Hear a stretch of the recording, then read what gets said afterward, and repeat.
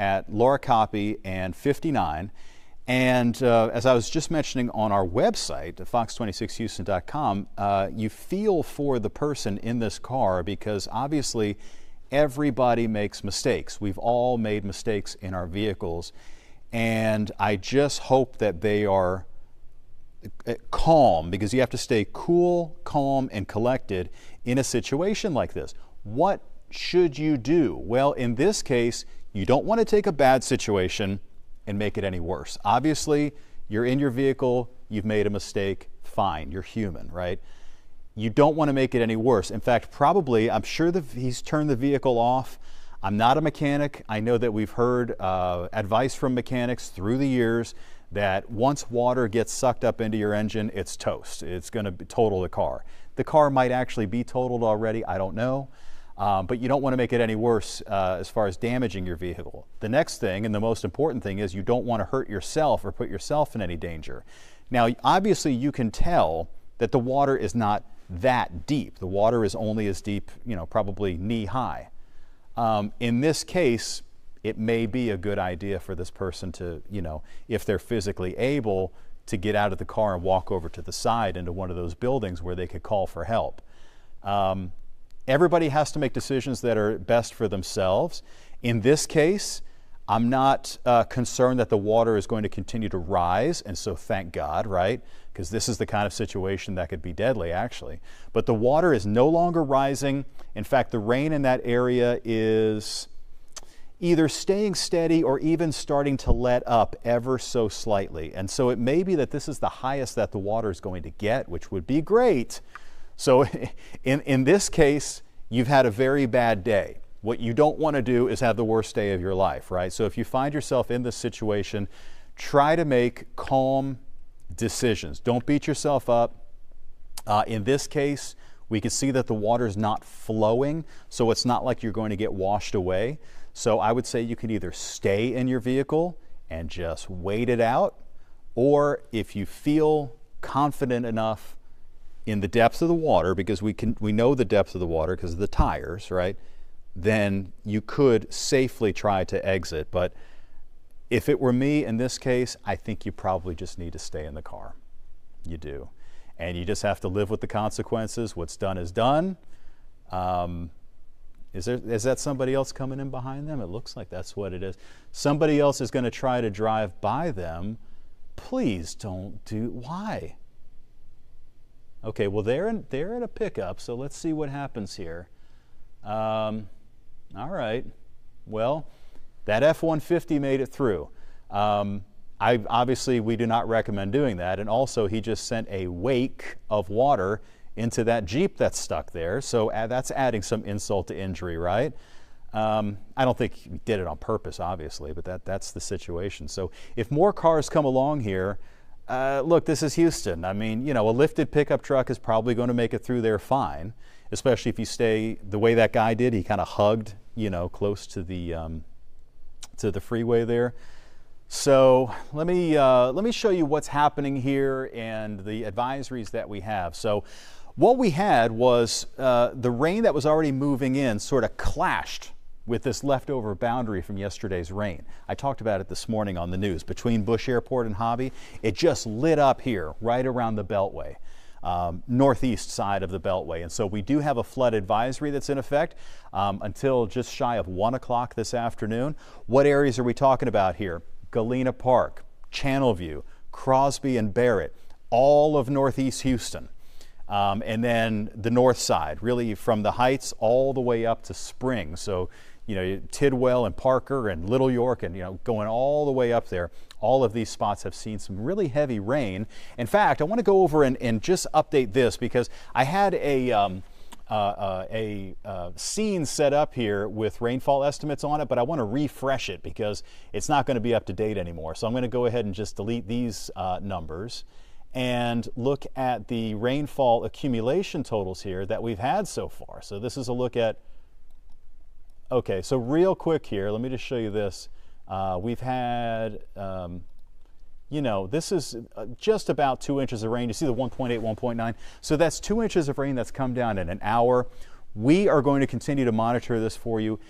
If you live on the north and northeast side, if you know anybody who lives there, give them a text, give them a call, and please just tell them to stay put for now. It's just too dangerous to be out there on the roadways. All of this will clear out if you just give it a little bit of time. Give it 30 minutes, give it 40 minutes, and we should be in pretty good shape. So we'll return you to the J. Hud Show right now, and we'll continue our coverage on Fox26Houston.com.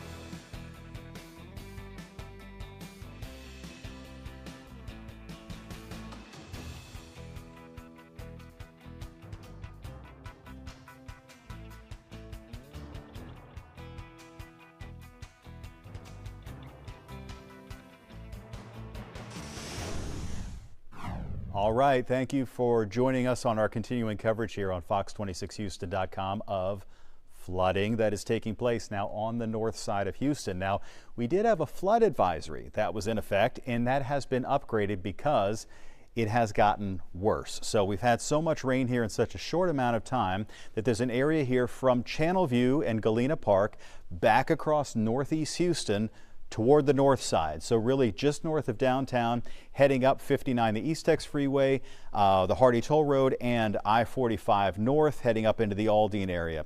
This flash flood warning is in effect until 12:45, so another hour and a half. And the main consequence you're going to see there is what's becoming pretty serious street flooding. The type of street flooding that is going to wreck cars, the kind of street flooding where people are going to get stuck on the side of the road, on these side streets and feeder roads. Any dip in the road is going to pose a hazard. And so if you're watching us right now on your phone, if you're watching us on the computer, if you're streaming us on your TV, and you know anybody who lives or works in these areas, it just sometimes you don't know. Sometimes you can excuse them for not knowing. They're working, they're having their day, they're getting ready to run some lunch errands and whatnot. I would, do them a favor, give them a call, give them a text and say, hey, look, Mike's coming on TV saying it's really bad up there. Now, I will tell you the rain is getting a little lighter. The number of lightning strikes is diminishing, which is a good sign. But we've already had a lot of heavy rain falling, so that is going to be a pretty big deal. Now, we have an even larger area here that's under the flood advisory, so that's a little bit less serious, but still warns you about street flooding, and that actually goes from around the Clear Lake area, just north of Clear Lake, and LaPorte up to Baytown, and then again wrapping all back around to Sheldon and Crosby, and even heading up to around the Humble area and parts of Spring. So this flood advisory is also going to be in effect until 12:45. And again, here's a closer up view of not just the rain, but all of the lightning that's coming down right now from Barrett back over to around Humble. This is the Lake Houston area. Not only is it pouring, likely there's some small hail coming down out of this, and along with that, some very dangerous lightning. Now, what's interesting is you'll see here, from downtown Houston southward, it's raining, but I mean, not nearly the kind of rain that would be causing any flooding or severe weather. But on the north side, this is where we had this boundary that was left over. You know how it rained really heavily on the north side yesterday? Like Spring got slammed with rain, and Humble and Tomball in particular.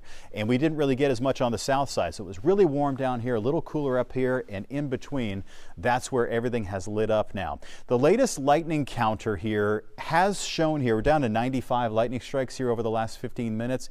At one point, it was up to about 300.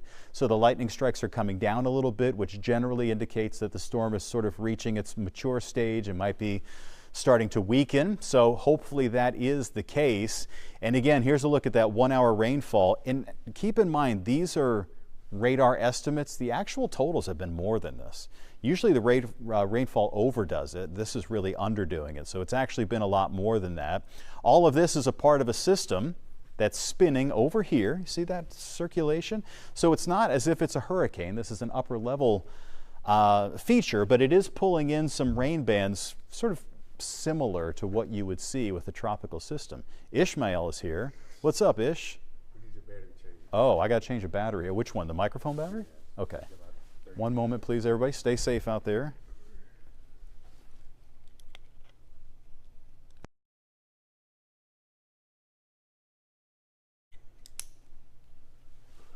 All right. Thank you, sir. Got to keep the microphone going. That microphone's been going since 4 a.m., so it's pretty worn out. So this is, you know, we talked about this morning what a complicated setup this is. You know how we have all these spinning areas of low pressure. I'll show you this again. You know, we have, this is, I must say it's an odd setup. This is not a real typical setup where we have this sort of diffuse, what I would call nebulous kind of situation where there is, well, there's a couple things going on here. You can follow the areas. We kind of have this split flow here. We have this broad area of low pressure that's spinning over the state. And then embedded within this, we've had a couple little lows forming inside of the big low. We've had one that was over by San Antonio, now it's over by Austin, and then a secondary one off the coastline. And right now it's just setting up over Houston. I don't think it's going to stay here. I think we will see some improving conditions by later on this afternoon. But in fact, if you look really closely right there, you can actually see this counterclockwise spin out there. It's not at the surface. It's not a surface low like a tropical system would be. This is an upper level feature, spinning several miles above the ground. As far as how much additional rain we could be looking at, well, the latest Futurecast runs here. This is 48-hour rainfall totals, and it's showing us that we're going to have additional totals somewhere in this range. A lot of areas 1.5 to 2.5 inches of rain, and then many areas about 2.5 to 4 inches of rain. Now keep in mind, this is on top of what's already fallen. You know, we've already had about 3 inches of rain in a lot of locations. Here's the latest Futurecast that we have. Initializing, when you say the word initializing, we're saying, does the model know what's happening right now or not? So when we take a look at, it's 11:30 right now, by 12:30, yeah, you know what, it's doing a pretty good job right now. Maybe it's not as intense as what's happening in real life, but it's getting a pretty good handle on what's happening right now.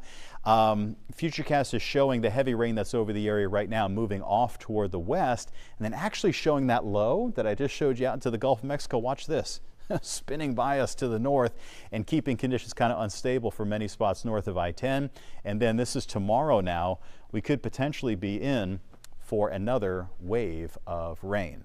Now, guys back in the booth, it's coming up on 11:30. I don't know if you want to break, yeah, and then come back and do a cut in at 11:30. So that's what we're going to do. Thanks for tuning in, everybody. We'll have more coming up.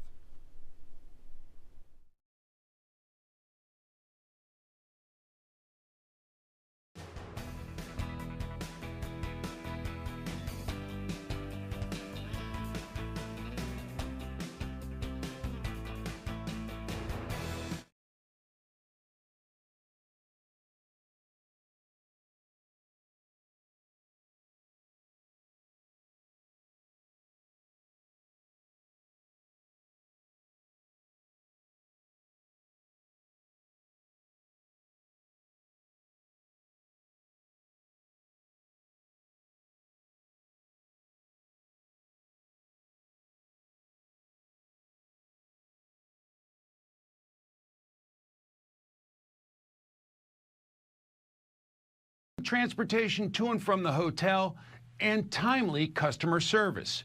The Department of Transportation says it's taking steps to make flying more efficient. FAA recently used new technology to clear over 100 new, more efficient flight routes. Critics say this effort to boost flyer rights could backfire, leading to higher ticket prices for everyone. And travel experts say these rules will be slow to take off. Don't hold your breath. If you expect something to happen quickly, I highly doubt that'll happen. It'll take months and probably years. The administration says another new rule will go into effect later this year, requiring airlines to be more transparent about the full cost of tickets, including all fees. In Washington, Mike Emanuel, Fox News.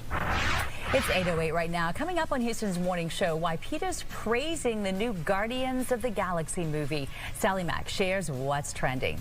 Then a little later, gifts for the mom who needs a little calm in her life. A local Houston apothecary is in studio to show us some options. Before all that, though, what's going on with your traffic? It's getting a little bit better out there. Still quite a bit of red splash there on your screen, which indicates slowdowns.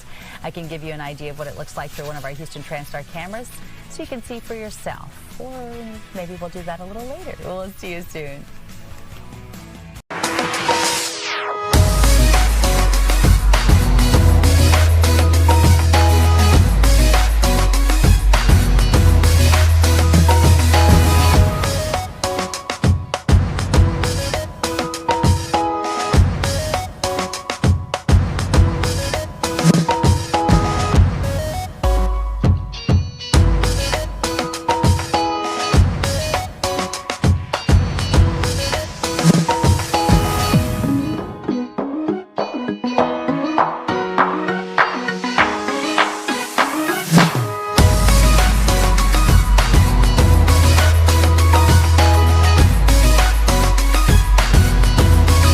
Up to Aldine and then back over to northeast Houston and then over to parts of the east side. So over around Jacinto City, Cloverleaf, Channelview, those areas. We've had lots of rain falling. We're talking about more than 3 inches of rain has fallen in a very short amount of time. Now, I will tell you the focus now has shifted to the north of where the flash flood warning is in effect from Crosby and Barrett back up to Kingwood and Humble and all the communities there around Lake Houston. I was looking at the Harris County rain gauges and found the highest total here. 3.76 inches of rain has fallen at the corner of Tidwell and Wayside over the last 3 hours. A lot of that in the last hour, actually. So that has caused flooding. We brought you some video early on. It was compelling from 59, the East Tex Freeway on the northeast side of Houston at Laura Copy. There was somebody who flooded out their car. It really looked pretty ugly up there. So I just want to encourage everybody, can't say this enough, to stay put on the north and northeast side of Harris County, east side as well. Let this all pass. It just isn't worth it. Also, keep in mind your friends, family, neighbors, the husband, wife may not know what's happening because they're at work. They don't know what's going on. They know it's raining a lot, but they don't know that the roadways are actually getting flooded and impassable in some spots. So give them a call, give them a text, let them know that up here, anywhere on this East Tex Freeway corridor, anyway like out here around the Crosby Freeway area, like Highway 90 northeast side, and then even heading out to Crosby, Sheldon, and those spots, and really centered in now on northeast Houston and all the communities around Lake Houston. If you're watching us from Humble right now, this whole 1960 corridor, you are going to get slammed. I mean, you can expect really, really frequent lightning. I mean, it's going to sound like the 4th of July. You don't want to be out there on the roadways either. This little batch of rain right there, probably going to give you a quick 2.5 inches of rain. Might even be some small hail coming down out of that one. But I just want you to stay off the roadways. It's just simply too dangerous to be out there. Here's another closer view. Again, here's Humble. There's 59. So really anywhere from just north of 610 to around the Beltway out to FM 1960. It is coming down in buckets. And if this holds together, eventually it'll pose a bigger threat to spring once again, where, you guys had about 3 inches of rain yesterday, and more of it is falling right now. But this is definitely the area that we want you to definitely stay put. As far as the number of lightning strikes, most of them have shifted off toward the north in the vicinity of what I was just showing you. As far as the 1 hour rainfall totals, we've actually added a lot to that.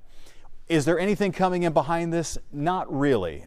This is going to be the main area of concern here, guys. Fox 26 News at noon. Join me along with meteorologist John Dawson and Jose Grignon. We're going to have continuing coverage of the situation. Stay put on the northeast side.